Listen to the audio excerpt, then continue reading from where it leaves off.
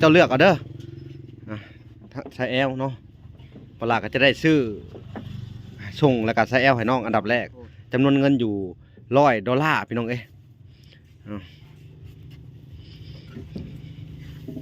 หมักตัวไหนเลือกโรเดอร์เสือเด้ล่ะเสือเด้คือพ่อเลยบ่พวกส่งกระสันได้พวกส่งเสือนี่เฮาอยากให้น้องเอาอีกเสือตัวหนึ่งบ่พรเฮาอยากให้เอา3-4สุดนะเอาเลยเอา3-4สุดไปไว้เลยให้เพิ่นเอาเสือหน้าแหน่เพราะว่าน้ำล่มหั่นเด้พวกแขนยงแขนยาวนี่ได้แม่นแขนยาวเลือกเอาโรเดอร์จะได้แบบใดแขนยาวเอาใช่ทางน้องเบยเลือกเอาเลยน้องบ่พรเนาะแม่นหมักตัวนี้เนาะหมักตัวนี้ก็เอาหมักตัวนี้ก็เอาปลดลงมาดูเอาให้เจ้าของห้างเพิ่นปลดให้เอาจะยืนอยู่หั่นล่ะมันก็ดีใจเนาะดีใจเนาะยิ้มเป้ยเลยเบ้อพี่น้องเอ้ยปอเสือนี่โอ้ไปเดียวกับของลูกจ้อยที่เฮาซื้อให้เด้เราว่าอุ่นๆเด้เสื้อกันหนาวตัวนี้ย่ำฮ้อนช่วงนี้อันให้ใส่น้องเบิ่งก่อนว่าผู้ดีบ่โตน้องให้เพิ่นใส่บ่หรือว่าใหญ่ทุกคนเนาะจำนวนเงิน$100บ่ล่ะก็ได้เปลี่ยนมาเป็นเงินอันกีบแล้วเนาะก็ถูกอยู่เรทมันลงเนาะ1,100,000กับ40 33,000น้องเอ้ยนี่เขาก็จะได้จ่ายเท่าไรนะแม่ค่ะได้ไหมรู้ไหมค่ะเพราะว่าเอาเพิ่มอีก2โต๊ะอะไรไหมผมดูนี่เลยล้านหนึ่งเลย1เอาไว้เนาะจ้ะ8นี่15มันวันนี้มีเศษอยู่เนาะไล่มึงดูเป็นจำนวนเงินเท่าใดผ้าห่มแล้วดิจะมีผ้าห่มบ่ผ้าห่มมอนเด้อสาดน้ำเด้อเอาพี่น้อง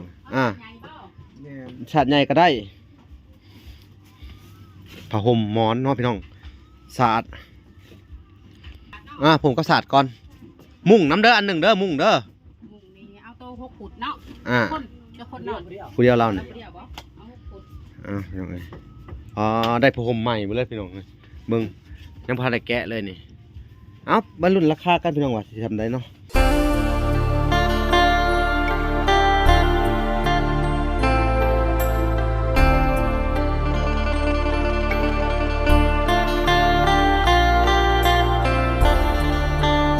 เนาะทุกคนเนาะหลังจากที่ว่าน้องเบยกินข้าวเสร็จแล้วเนาะทางเบาหล่าและก็ทีมงานเนาะก็จะได้พาน้องเพิ่น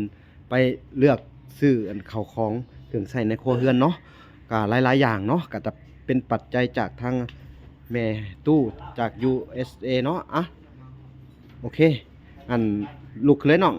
เขาก็จะพากันไปเนาะพี่น้องเนาะโอเคเสื้อผ้าก็สิอยู่แถวนี้แหละเนาะใกล้ๆนี่เนาะโอเคเนาะทุกคนเนาะจะได้ไปล่ะเป็นไง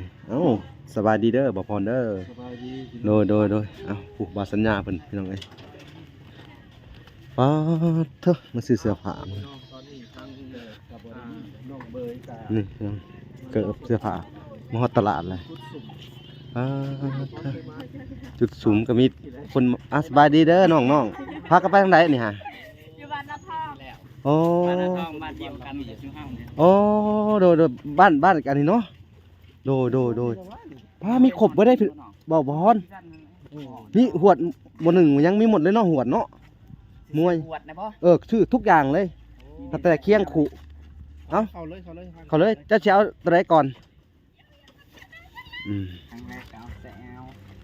ขั้นแรกเอาใส่แอลเอาใส่แอลก่อนเนาะเจ้าเท่าไรเนี่ยเอื่อยเท่าไร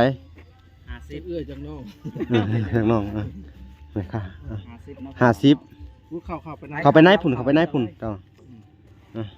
50หั่นเสื้อผ้าเนาะเข้าไปก่อนพี่น้องเลยเข้าไปทุกคน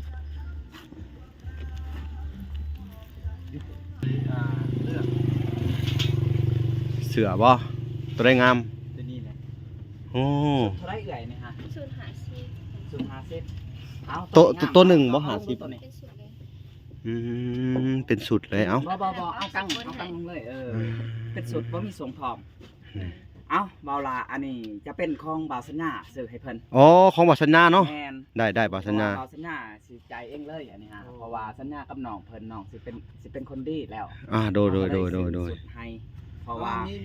มี เสื้อผ้าบ่ได้มีอันนั้นบ่ทงย่างใส่บ่แล้วก็มาไหลรวมกันเลยเอาใส่ทงให้แน่เอ้าเบาลาบ่พรเพิ่นบอกให้เลือกเอาแล้ว อันนี้ก็เป็นในส่วนของทางแม่ตู้ให้เจ้าเลือกเอาเด้อใส่แอลเนาะปลาก็จะได้ซื้อส่งแล้วก็ใส่แอลให้น้องอันดับแรกจำนวนเงินอยู่$100พี่น้องเอ้ย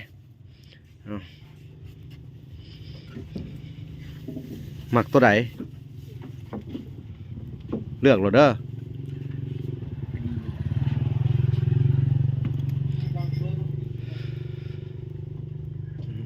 พอดีเอาส่งอันนั้นบ่ มันสุดเขาเฮียนได้ สุกเขาเฮียน ก็ได้ ส่งเคสเนาะ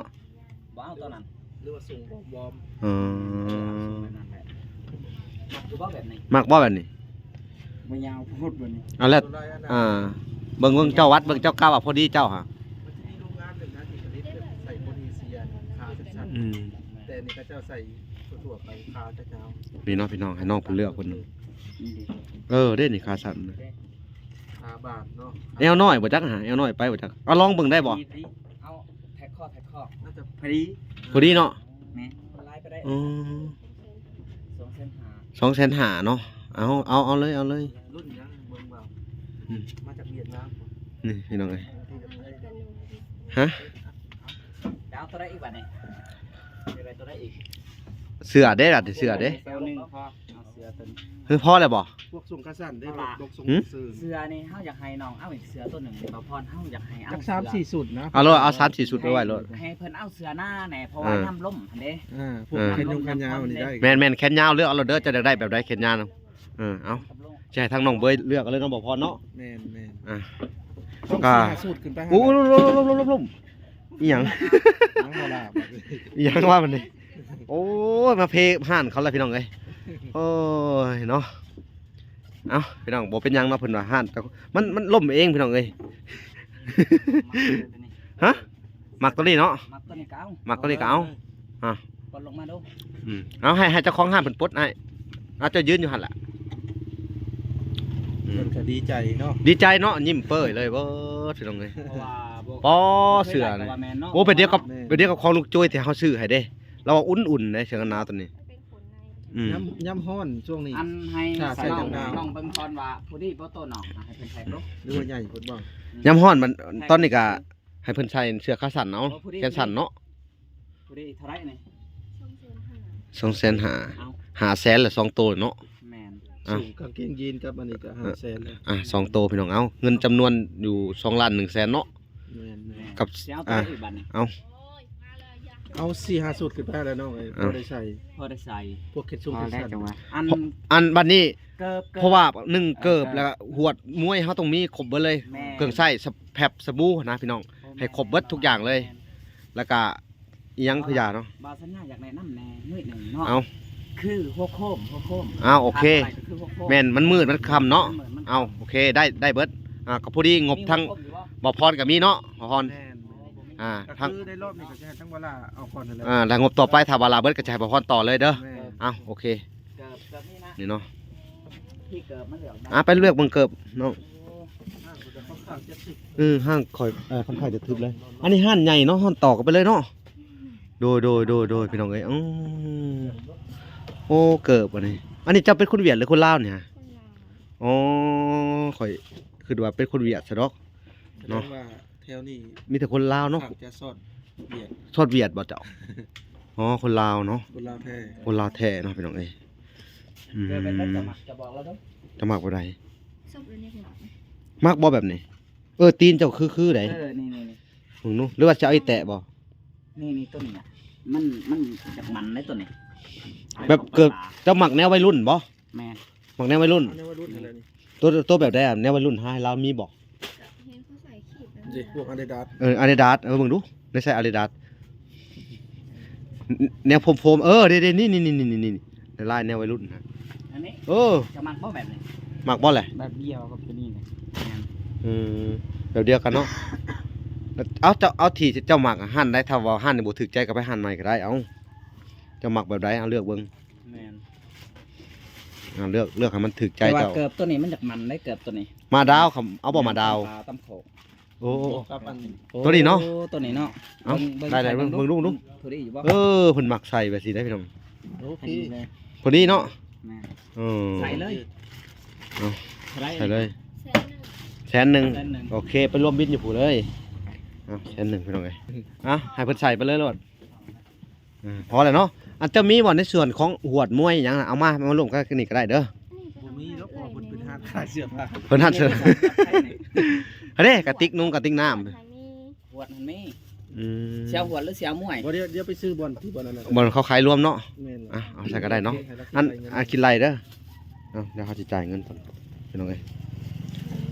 ส่งค่าสั่นบ่เห็นมีเบาๆเบียร์ ไรเด้อ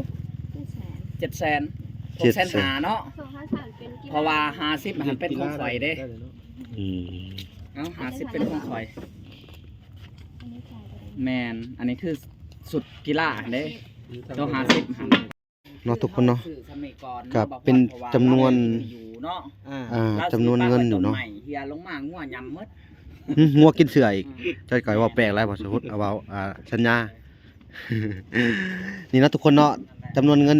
$100บ่ล่ะก็ได้เปลี่ยนมาเป็นเงินอันกีบแล้วเนาะก็ถูกอยู่เรทมันลงเนาะ 2ล้าน1แสน กับ40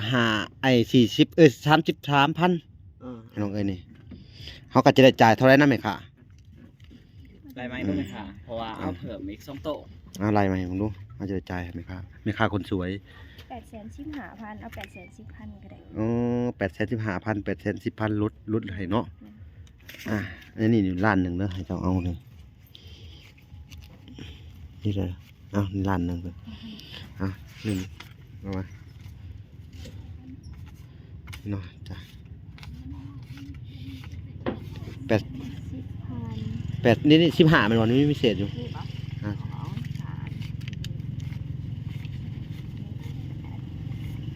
เป็น10,000 โอเคครบเอา200,000หัน โอเคถึงคืน เอา ด้วย น้องคือ พี่น้อง คือสุดยอด ขอบใจเด้อขอบใจทางแม่ค้าหลาย อันนี้ค่ะอันข้ามในอันนี่อันทุ่งย่างแดงอยู่บ่ ใหญ่ ๆทุ่งใหญ่ เพราะว่าน้องเพิ่นบ่มีที่อยู่เด้ ๆ มันเพราะว่ามันหน้าบ่พร อืม มันหน้าแหละก็เลยอยากให้น้องเพิ่นห้อยไว้ตับบอลเพิ่นอยู่หั่นแหละเนาะบ่ล่ะ แม่นเขาจะซื้อแข้งให้เพิ่นน้ำใดพี่น้องเอ้ย แม่น ในจำนวนเงินทั้งหมดน่าจะเป็น4ล้านเนาะก็ของน้ำทางบ่อพรน่ะ2ล้าน ขอบใจนะครับ อืม ไปดิ เจ้า พอได้แต่ของใหม่เนาะ แม่น เป็นอะไรดีใจบ่ ดีใจ เคยได้บ่แบบนี้ บ่เคย บ่เคยเนาะพี่น้องเอ้ยโอเคเนาะเขาก็จะได้เดินทางต่อ ดีได้บ่ล่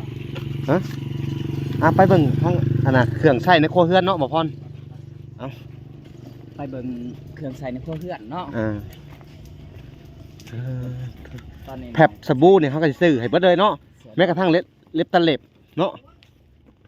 พี่น้องแวะเข้าไปนี่แหละนี่ท่านนี่แหละพี่น้องใช่เพิ่นจัดให้ก่อนอันดับแรกเอาหวดก่อนเนาะ แม่น จะเอาหวดหรือเอามวย เอามวย เอามวยอย่างดีก็ได้ เอามวย เอามวยเมาส์นี่น้องมาวางไว้ให้น้องไปเอาผมว่าย่าออกแก้ว ขอเบิ่งก่อนอยากเบิ่งอันว่าโตได้มันหนึ่งง่ายนะบ่ละ โอ้ มันบ่ได้ได้เฮ้ยมันนานสุกได้ นี่มาเบิ่งพี่ นี่แหละอร่อยจะได้ชุกไว้อีกนี่ แม่นเรื่องให้มันดูหน่อยค่ะ แม่ค่ะแต่ว่าแม่ค่ะจะประกันว่าจะได้ชุกบ่ชุก อันนี้ต้นนี้คืออยู่นี่นี่บ่ละนี่ เอาโลด มันนา เอาโลด เออ เพราะว่ามันบ่ยังก็ได้มันเป็นอันนี้มันบ่เป็นทุ่งยาง เอาสัตว์จะเรื่องให้ เอาต้นย่าง เอา น้ำแล้ว เราก็จะเบิ่งให้อยู่ไหนกันว่าจะเบิ่งตัวมาใหม่ให้ ขอจะซื้อน้ำเจ้าหลายอย่างอยู่ไปค่ะเลยจับตามเราไปเนี่ย ไม่แก๊สผ่านมีขบเลยสาดเนาะพอห่มอีกเด้อพี่น้องเอ้ยเข้าไปมาทันนะ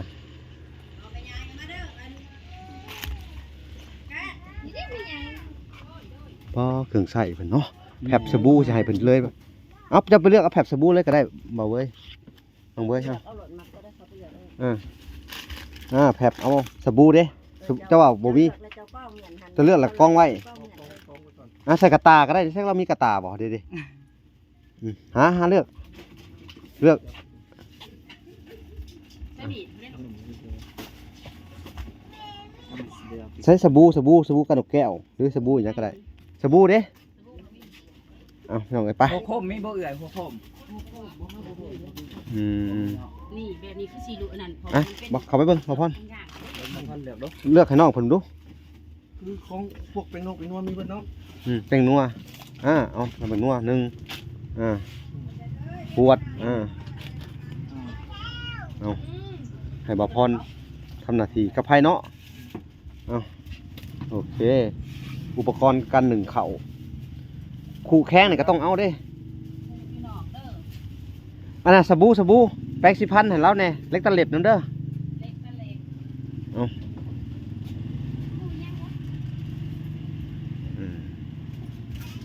จะได้แป้งโสมเพิ่นใหม่เนาะบ่สัญญา แม่น เอาเป็นแพ็คเปล่า แพ็คหนึ่ง เอาแพ็คหนึ่งรถกันหนกแก้ว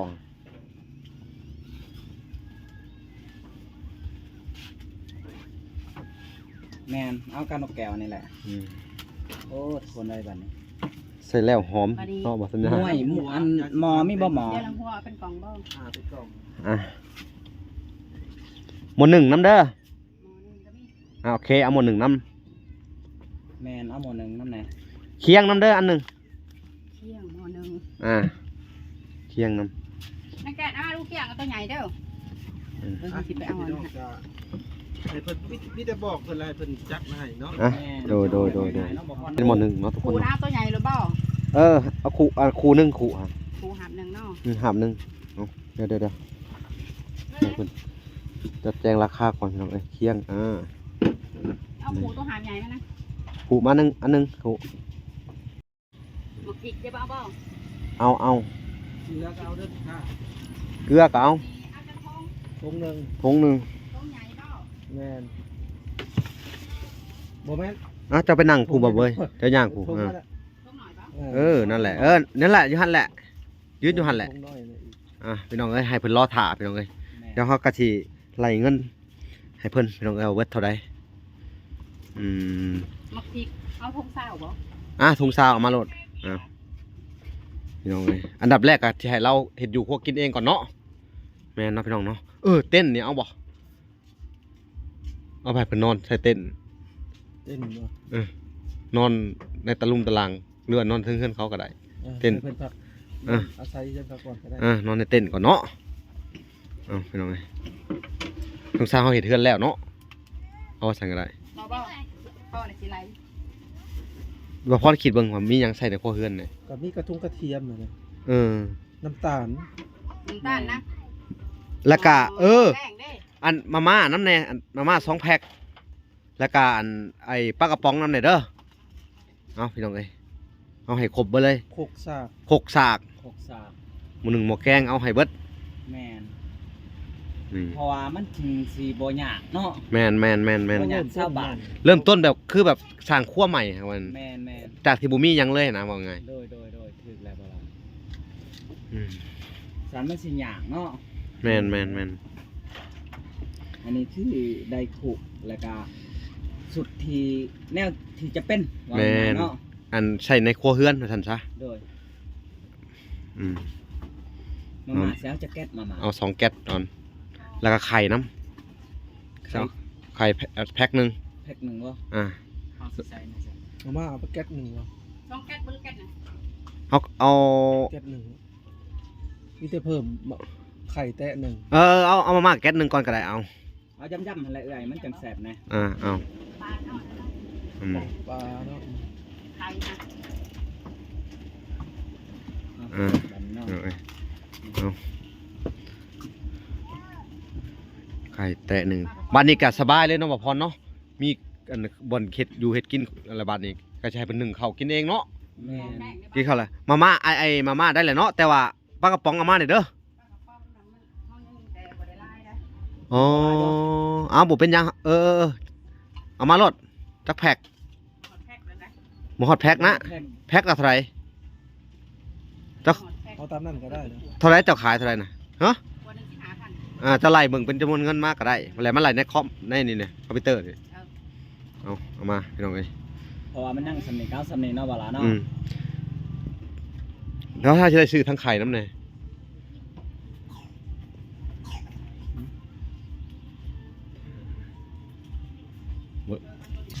พี่น้องเอ้ยเพิ่นก็จัดแจ้งไว้เฮาเนาะทางน้องเบยก็นั่งเบิ่งอยู่พี่น้อง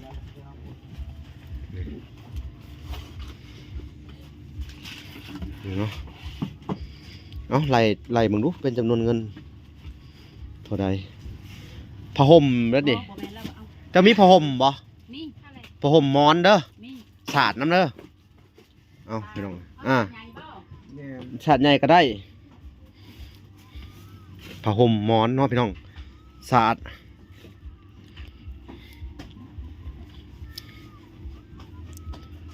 สิให้มาไล่รวมเลยราคาทีเดียวเลยพี่น้องเนาะ เอาเอา บ่เผาเอา จะนอนคือบ่ได้ดอก ผมก็สาดก่อน มุ่งน้ำเด้ออันหนึ่งเด้อมุ่งเด้อ มุงนี่เอาโต6ขุดเนาะ อ่า คนจะคนนอน เดียว ผู้เดียวเรา เอา เนี่ย เดียวบ่เอา6ขุด พี่น้องเอ้ยได้ผ้าห่มใหม่ไปเลยพี่น้องเอ้ยมึงยังพาได้แกะเลยนี่เอาบรรลุราคากันพี่น้องว่าสิทำได้เนาะถ้าบ่พอก็จะให้ทางเอาอันพรต่อให้เลยเนาะกับงบจำนวน$100พี่น้องเอ้ยจากแม่ตู้ USA โอ้ยขอให้แม่จงมีแต่ความสุขความเจริญเด้อแม่เอ้ยขอจะให้เจ้าอันเจ็บเจ้าไข่เนาะขอให้เจ้าสุขภาพแข็งแรงเด้อแม่เด้อนี่พี่น้องเอ้ยนี่เฮาก็ดีใจนำเพิ่นเนาะ อันเดียว เอาแพ็คหนึงมาถึกเท่าไหร่น่ะมี4อัน มันสิถือได้บ่ล่ะมันหลายคน ก็รถก็สิให้ค่อยๆกัน3รถ3คันก็ได้อยู่เอา ไปพอได้มูลก่อนก็ได้ เอาไปหมุนเอาอันหนึงก่อนเอาจะได้อันหนึ่งก่อน พี่น้องเอ้ย เพ พ ราะ อ ว่า ได้บ่ได้เฮาจะได้ซื้อเขาไปเสริมอีกเนาะบ่พรพอเราแล้วเฮือนมีเฮือนมีชานเนาะ อ่า จังได้เสริมไปขึ้นเฮือนให้เรา อัน เอาพี่น้องเอ้ย เบื้องต้น ซื้อไปเบื้องต้นนั่นแหละ พอได้อยู่ในนอนไปก่อนเอาขึ้นเบิ่งดูยังๆนี่ขู่แข้งได้เบิดเลยฮะคกกับสากเอามานี่ กับสากนะครับให้โค้งแล้ว ไผโคม หลักๆคือให้โค้งแล้ว คกกับสากพี่น้องเอ้ย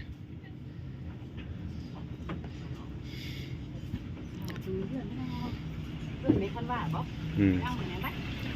6ครั้งนี่มาไล่ไปเดียวนั่นเลยอีสานมี6ครั้ง แล้ว ทางเขาว่ามีบ่6มีสาขาเพิ่นปลานี่ก็ได้เกินประเภทนี้บ่สากซื่อๆ เอาแต่ ตก สาก ได้แล้วสาก ได้แล้ว สากเด้อแปลว่าเอาตกอีกเขาแห้ง เจ้าจดยึดเลยเด้อเด้อ จะเป็นวินมาเลยเหรอเด้อ เอาก็จะไล่ จะให้ทางอันแม่ค้าเพิ่นจดเป็นวินมาให้เลยเนาะพี่น้อง ให้น้องบ่ล่ะเนาะ โดย มันจะคือง่ายไกลจะให้น้องโยมเอาเนาะจะแต่ แล้วว่าแบบว่าของกินนี่น่าจะซื้อมีครบไปเลยมีแต่อาหารแห้งเนาะให้เพิ่นอาหารสดเฮาบ่ทันได้ซื้อเนาะทุกคนเนาะหรือให้เพิ่นเฮ็ดอาหารแห้งกินก่อนเนาะบ่พร แม่นก็มีแต่ว่าเขาก็สิเที่ยวมาเรื่อยๆอยู่ แม่นเที่ยวมาเรื่อยๆ แต่แบบตัวใดบ่พอก็สิซื้อเสริมมาใส่ตำลังก็ได้ โดยเอาในจำเป็น แม่น เอาจำเป็นก่อนพี่น้องเอ้ยเอาน่าจำเป็นใช้ในครัวเรือนพี่น้อง เป็นได้ดีใจบ่บัด ดีใจแห้งบ่ ได้แล้วเนาะ พี่น้องเพิ่นน่ะดีใจ กระไดกระไดเริ่มกระไดนะยังแต่ทรงผมเนาะทรงผม บ่แล้วอาบน้ำถูขี้ไข่หยังให้มันดีๆก่อน ไปตัดเนาะ มื้อหน้ามื้อในพุ่นแหละพี่น้องเอ้ยว่าเฮาจังสิได้แวะไปหาทางตู้โจ้ยนำเนาะบ่พอเนาะครับ เพราะว่ามีแม่ทางฝั่งไทยได้มาหา โดยเอ้าโอเค รอประมาณ2 มื้อกว่าแล้ว พาเราไปนำเนาะเราอยากเบิ่งนี่บ่ แม่น โอ้อยากเบิ่งเอ้าโอเคก็สิได้พาไปเนาะหลังจากชื่นเสร็จแล้วเนาะพาไปหาทางแม่อัน และอันนี้เฮาสิแวะเขาไปไหวก่อนบ่ แม่นเอาเข้าไปไว้ก่อน คือไปเลยบ่ บ่ได้ตัวมันไกล ไกลแล้วมันไกล ให้ถือกลับมาอีกมัน30กิโลผู้บ่จัก เมื่อยแล้วก็ยา เดี๋ยวมื้อหน้าจังอันนั้นก็ได้เดี๋ยวสิ ค่บ่เข้าเอาก็ได้ บ่ได้ขายซากเฮ็ดเอาเสือลาย ให้เอาจับไปเฮ็ดเอาก็ได้เด้อ ยังเป็นอยู่ว่าซาก เอาพี่น้องเอ้ย เป็นไว้ยัง นี่ นี่เขาจะเส้นหากัน ครูเท่าไหร่ครูฮะ คูนี่ค่ะมันหาซี่ตัวใหญ่ อืม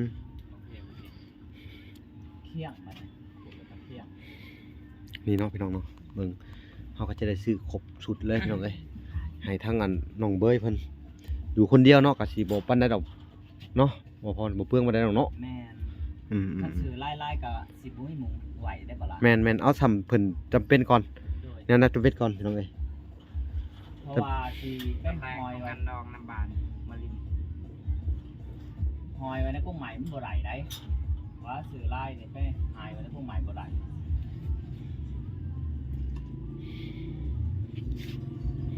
เอาทุกคนมาชาคาเบิ่งเนาะตอนเป็นจนแล้วเนาะมันสิลายซั่น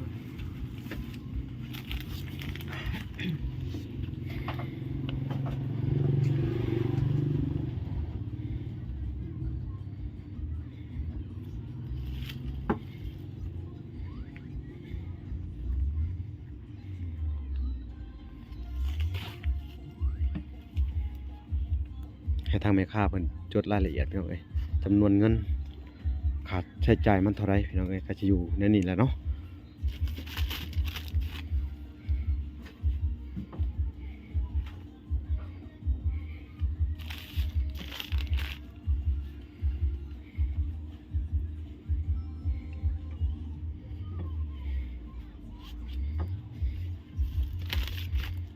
ไกลๆแตะที่สิหาเนาะไหมคะ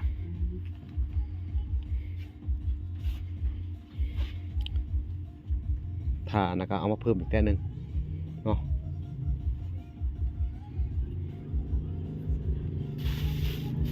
จะได้เนาะแต่บ่ให้ลืมโคโค่มเนาะเพราะว่าอย่างเงี้ยแรกแล้วโคโค่มอยู่คนนึงใช้หานตัวหันดีๆเด้ตัวเฮาไก่กินไก่ๆปลาน้ำปั๊มน้ำมันเพราะว่าเป็นหานเวียดเนาะมันก็เลยเป็นหานเวียดและหานลาวมันลาวบ่แม่ โธ่ยาวเหยียดเลยพี่น้องเอ้ยรายการ ก็คือแบบว่าแบบสร้างครอบครัวใหม่แหละพี่น้องเอ้ยคือต้องได้ซื้อข้าวเฮือนเบิดเลยน้องบ่พร กับไผ่หันจะใส่ทงไหวก็ได้แม่นกับไผ่ตัดเล็กเนาะที่จดแล้วแล้วเอาเข้าไว้ มาลุ้นราคากันต่อไปเนาะ อืม ว่า แม่น ตามที่ว่าพรเราเดานี่ ล้านหนึงเสียกันเลย เหยียบล้าน ของไหนบ้าง อืม เราเดาจะชื่อตรงนั้นพี่เนาะ อืม ลองดูกัน เฉพาะอันส่งเสือกอะเท่าไหร่800,000กับ 10,000บ่ส่งเสือเพิ่นเนาะ ตัวละ200,000 300,000 โดยโอ้เพิ่นได้เสือใหม่สวมเลยบ่ทั้งเสือลายเถื่อนนั่นเลยเนาะเสือย่างนะเขาเอิ้นหา บ่ต้องบ่ฮอดบ่ นั่นแกถ้ามาดูอันจักกี่ไรเลยบัดนี้ ลองให้เพิ่นคิดไล่เบิ่ง มารอลุ้นราคา รอรุ่นเบิ่งเนาะ ว่าเราคิดว่าประมาณเท่าใดเอา สิถึกอยู่เกือบ ไป ล้านหา บ่ยันย่าเด้ เฮ้ย 3 ล้าน3บ่ เพิ่นยืนเลย บ่ฮอดคิดว่าประมาณ9-5ล้าน 9-5ล้านเนาะ เวลาที่ถึกเนาะพี่น้องมารอลุ้นกัน สายบ่ได้เด้ บ่ล่ะเด้ เอามาลาสิหายเป๊ะๆเนาะสิไล่คำนวณเบิ่งแล้วนี่มันก็สิถึกอยู่หม่งล้านนี่ไปล้านหนึ่งหรือล้านกว่าๆหน้อยหนึง บ่ย่าล้าน3เนาะ โอเคพี่น้อง พอ900,000 5ล้านหนึงบ่ล่ะล้านหนึ่ง ล้านหนึ่งล้านปลายๆหน่อยๆพี่น้องรุ่นเบิ่งพี่น้องเอ้ย รอลุ้นราคา ของน้องเบยเพิ่นดีใจยิ้มใหญ่แล้วเนาะ ดีใจสิได้น้องจะเปอร์เซ็นต์เกือบ100แล้วเกือบ100แล้ว ร้อยล่ะ มีคนให้บ่แบบสิมีแต่คนเขาให้เขาสั่งเฮาเนาะเออ ได้ว่านี่อันความคิดมันว่าเนาะไม่ใช่เลยว่าอันนี้ช่างเฮ็ดกะยานะคือความหมายของเพิ่นว่าไปนอนทำหันดิฉันสิกินกันกินไปโลดใต้ก็ใต้ไปเลยเพิ่นว่าแต่ว่าบ่คิดเฮาได้เกิดมาเป็นคนสมัยก็โอ้ดีใจแล้ว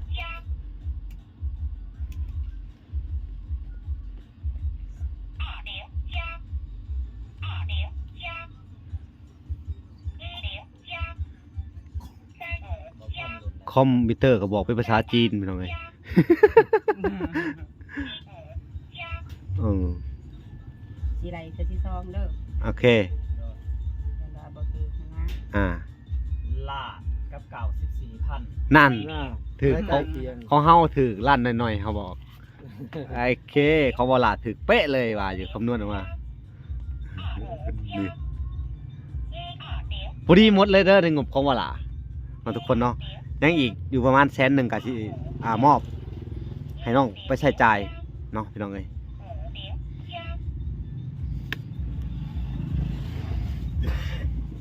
อันนี้คืออะไรช่องแอนคนนั้นเพื่อว่ามันความแน่นอนเนาะความแน่นอนมันบ่ล่ะ โดย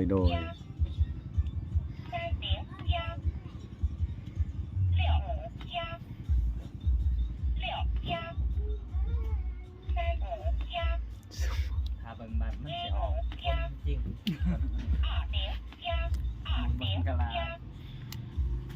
เพราะว่ามันบ่แน่นอนเนาะยานทั้งเฮาลุกและทั้งไม่ขาลุกเป็นอะไรอ้าวล้านเป็นสิบ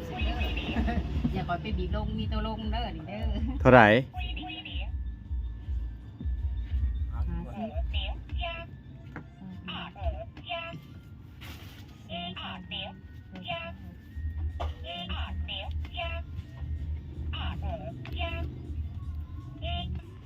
พี่น้องเอ้ยเพิ่นไล่มาอีกทีหนึงรอหน่อยนึงพี่น้องเอ้ย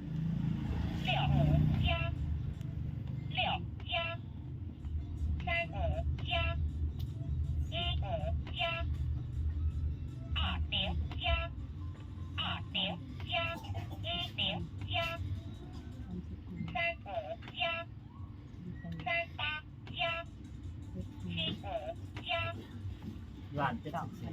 เออมาหนึ่งเลยเนาะตัวนี้บ่เธอ ล้าน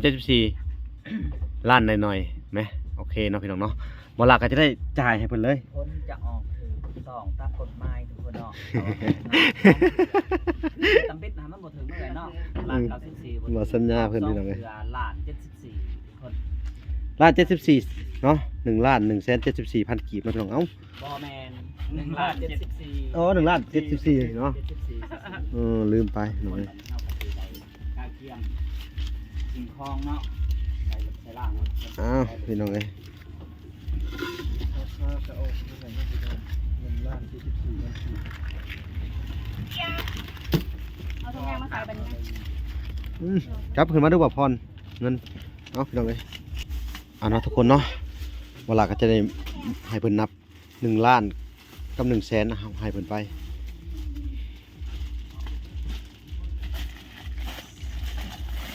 ทอนมาเฮ้ย26,000 สอนเอาเรือชาวพันธุ์เลยพอนมา พกเรื่อยใส่ยัง74 ใส่ ตัวนี้ใส่ อันนี้ใช้ตางก็ได้ อันนี้มัดใส่แตะใส่หยังให้พอดีเด้อใส่เสื้อผ้ามัด ใส่ นะ ทุ เด้อก อย่างเลยอันให้เขาจะมัดเอาเสื้อผ้า มัดไม่ เอา ได้ เสื้อผ้าใหญ่เสื้อผ้าทำให้ใส่ เอาพี่น้องเอ้ยเงินทอน ใจ เขาก็จะได้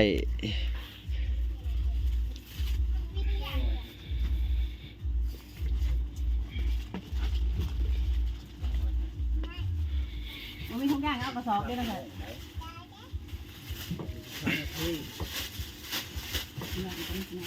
เอากระสอบมาใส่ 3ชั่วโมงโลก กัดเลยบ่ก็มี บอมันจะแตกมาแต่อันนี้นี่แหละพอให้มันอยู่ให้มันออกเลย มัดให้มันออกนะเอาพี่น้องเอ้ยจะได้เอาไปส่งทางน้องเบยเพิ่นไว้ไปทีมห้อยแล้วก็จะได้เพิ่นได้พาเพิ่นไปหาแม่ใหญ่อัน FC พี่น้องเอ้ยเพิ่นมาจากประเทศไทยพี่น้องเอ้ยจะได้พาเพิ่นไปหาน้องเพิ่นท่าเฮาอยู่ตอนนี้ เอาเสื้อผ้าเนี่ยเอาเสื้อผ้าประมาณนี้ แม่ค้ากับบรถหาจะกีบแล้วเนาะเอาพี่น้องเอ้ย ได้แล้ว มีแค่ลานนี่มาตัดตัว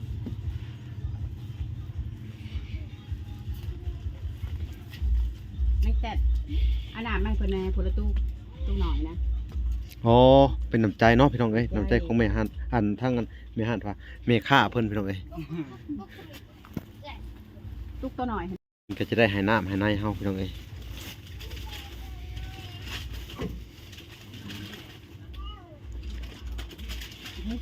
จับหมีลงก่อนลูก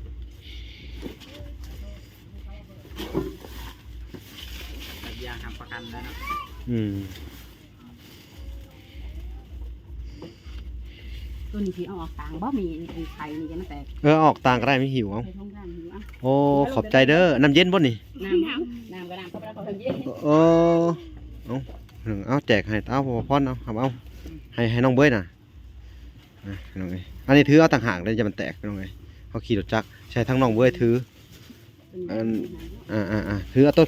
แตะไข่เด้อหิวเด้อน้องเบ้ยเพิ่นได้เขาคล้องเบิ่งดูพี่น้องเป็นของส่วนตัวอะไรไปดิตะกี้นอนหนาวขนาดเนาะนอนอ้อมกองขี้ไผ่พี่น้องเอ้ยยามหนาวมาคักละบัดนี้ได้ชีวิตใหม่ขึ้นมาอีกทีนึงพี่น้องเอ้ยไปติดตามวิถีชีวิตตอนต่อไปนะพี่น้องเนาะเนาะทุกคนเนาะในส่วนเงินของน้องเบยที่เหลืออยู่จากการซื้อเสื้อผ้าของอันแม่ตู้ USA เนาะพี่น้องเอ้ยเขาก็จะซื้อเป็นข้าวต้มขนมไปผากทั้งอันบอนทีเบาลาเอาน้องเบยไปผากไว้เนาะเขาก็จะซื้อของไปผากไปต้อนเพิ่นพี่น้องเอ้ยนี่กับหมูว่าแพ็คเท่าไรนี่พี่น้องเอ้ยนี่ไปซื้อแพ็คนึงมันก็สิเหลือเงินอยู่ประมาณนั้น200,000 กว่าพี่น้องเอ้ย200,000อีก70 กว่าพันพี่น้องเอ้ยเขาก็จะซื้อเป็นขนมไปผากเพิ่นพี่น้องเอ้ยอันนี้เท่าไหร่นี่แม่ค่า45,000เนาะ45,000เอาพี่น้องเอ้ย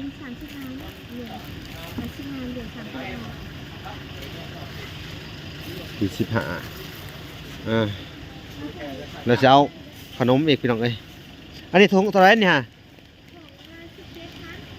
17,000พี่น้องเอ้ยเอาไปผากเด็กๆเพิ่นพี่น้องเอ้ยเอาไปผากเด็กน้อยในเฮือนนั่นแหละพี่น้อง17,000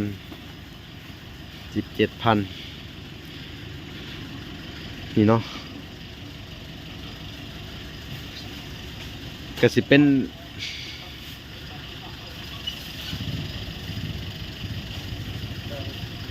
นี่เนาะทุกคนเนาะเบิ่งก่อน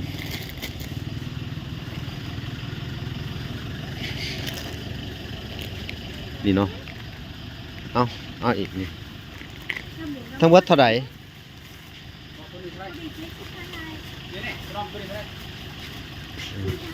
ที่พักโอเคเนาะพี่น้องให้จ่ายเงินก่อน ของไทยเป็น Em rắn bắt ra muỗng có hóa เราสองครับ Không bắt ra muỗng có hóa hết เราสดบ่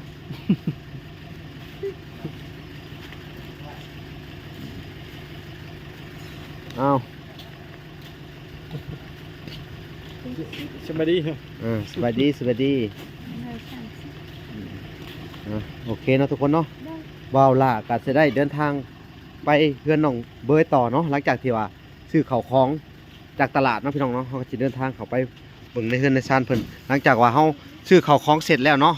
ทางเฮาก็จะได้มอบเป็นข้าวต้มขนมให้ทางน้องเพิ่นเนาะพี่น้องให้น้องเพิ่นไปแจกในครัวเฮือนที่เพิ่นพักอาศัยอยู่เนาะพี่น้องเนาะทางบ่าวล่าก็จะได้เดินทางกลับเนาะบ่พอเนาะเสร็จไปเทียมห้อยเนาะโอเคเนาะทุกคนเนาะกับพ่อกันใหม่คลิปหน้าอยู่ที่เฮือนอันทั้งน้องเบยเพิ่นพี่น้องเอ้ยพอกันใหม่บ๊ายบาย